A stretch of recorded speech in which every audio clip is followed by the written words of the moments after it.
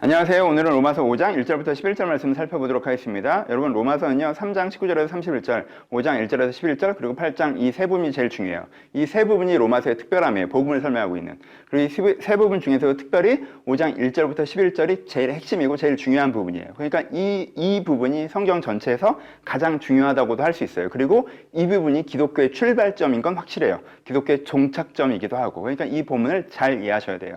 복습부터 해봅시다. 이건 복음은 뭐라고 했어요? 복음은 첫째, 복음은 의롭다 하심이라고 했어요. 그렇죠?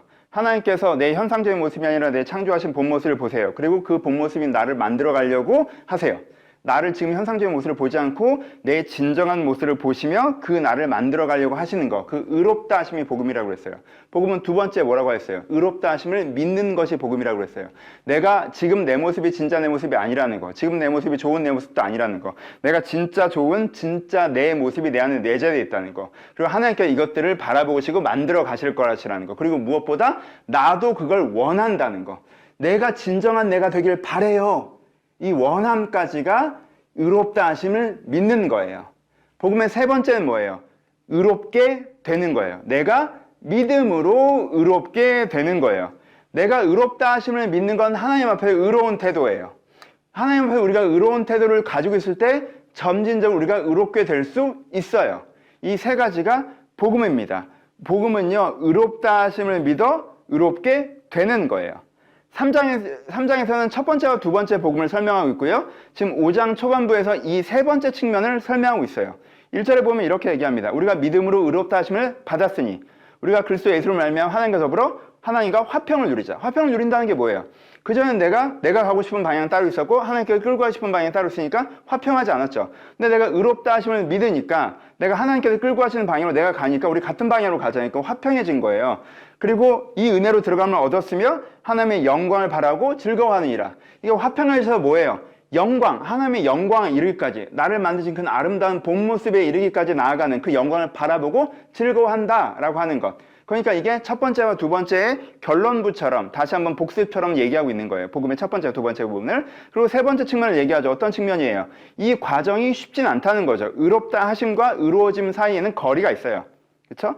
그러니까 이 과정이 쉽진 않아요. 다만 이뿐 아니라 우리가 환난 중에도 즐거워하니 이는 환난은 인내를, 인내는 연단을, 연단은 소망을 이루려 울리는 줄을 알미로다. 무슨 뜻이에요? 내가 의롭다 하심과 의로움 사이에 거리가 있는데 이 과정이 힘들지만 나는 그것을 잘 견뎌나갈 수 있어 라는 얘기를 해요. 근데 여러분 여기서는요, 의롭다 하심만으로는 다 설명되지 않아요. 내가 그 과정이 힘들면 어이쿠야 못할 것 같은데, 싫은데, 이런 생각 벌써 드시죠?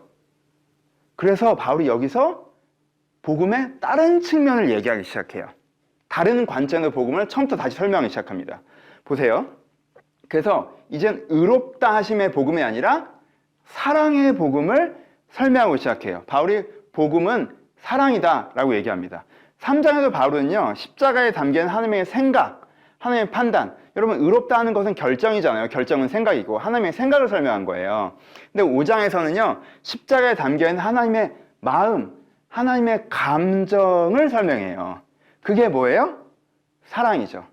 본문에 얘기한 게 이겠죠. 우리가 아직 연약할 때, 우리가 진짜 아직도 죄에 빠져 있고 하나님을 찾지도 않고 약하고 악하고 허무한 거에 몰입해 있고 그냥 겉모습만 봐서는 진짜 이쁜 거 하나도 없는 그때 하나님께서는 우리를 위해서 최선, 고통과 죽음을 감당하시면서까지 어떻게 하셨어요? 그 사랑의 마음을 보이셨어요. 여러분, 여기가 핵심이에요. 그가 고통을 당하셨다는 그 액션이 메인이 아니에요. 그 그 행동이 메인이 아니라 그 중심이 아니라 그 행동에 담겨있는 그 마음을 봐야 된다는 거예요. 우리가 아직 연약할 때 기약대로 그리스도께서 경건찬 자를 위하여 죽으셨도다. 의인을 위해서 죽는 자가 쉽지 않고 선인을 위해서 용감히 죽는 자가 혹 있거니와 우리가 아직 죄인 되었을 때 그리스도께서 우리를 위하여 죽으심으로 하나님께서 우리에 대한 자기의 사랑을 확증하셨느니라 라고 얘기해요. 이게 하나님의 감정, 하나님의 마음이라는 거예요. 이걸 복음이라고 얘기합니다. 보세요. 여기 믿음에서의 믿음의 원리가 다시 돼요. 십자가를 통해서 하나님께 우리를 사랑하시는 걸 보이셨어요. 우리가 그걸 믿어요. 그때 믿음은 어떤 믿음이에요? 막연한 믿음이죠. 십자가의 사건을 내가 믿고 그런 행동을 보니까 진짜 사랑하신 것 같아요. 제가 믿어요. 막연한 믿음이죠. 근데 이 믿음은 어떻게 된다고 했어요? 믿음에 이르게 한다고 했죠. 믿음에서 믿음으로. 내가 십자가 사랑을 막연하게 믿으면 믿음에 이르르는데 믿음에 이르는 건 뭐예요? 복음에 표현하기를 복음의 표현하기를 5절에 보시면 성령으로 말미암아 하나님의 사랑이 우리 마음에 부음받음이니 라고 얘기해요.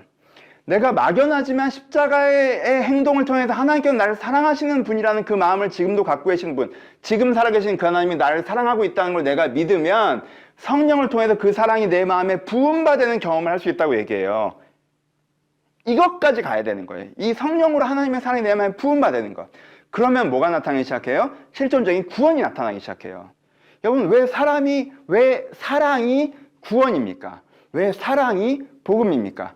1장부터 다시 복습해보죠. 우린 어떤 상태였어요? 상실한 마음의 상태죠.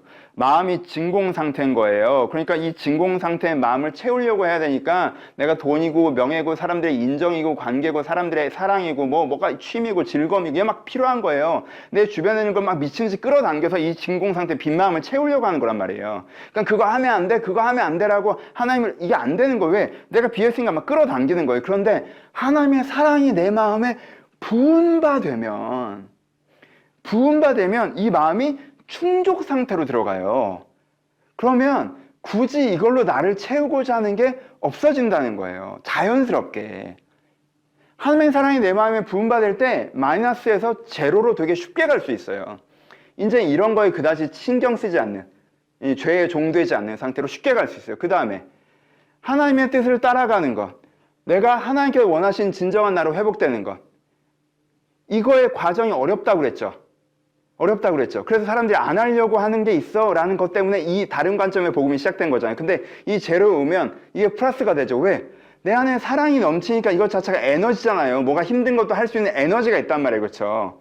그 에너지를 갖고 뭘 할 수 있어요? 내가 하나님께서 나를 사랑하시면서 저걸 하라고 하는 거니까 저건 나한테 진짜 좋은 거라는 신뢰가 되니까 좀 힘들어도 그게 더 좋은 거니까 신뢰감을 갖고 추구할 수가 있는 거죠. 또 내가 하나님을 기쁘시게 해드리고 싶으니까 하나님을 사랑하니까 그러니까 하나님께서 그걸 원하시면 내가 하고자 하는 의지가 더 생긴다는 거예요. 왜? 내 안에 사랑이 있으니까. 그러니까 하나님의 사랑이 부음받으면 제로에서 플러스로 굉장히 쉽게 갈 수 있다는 거예요.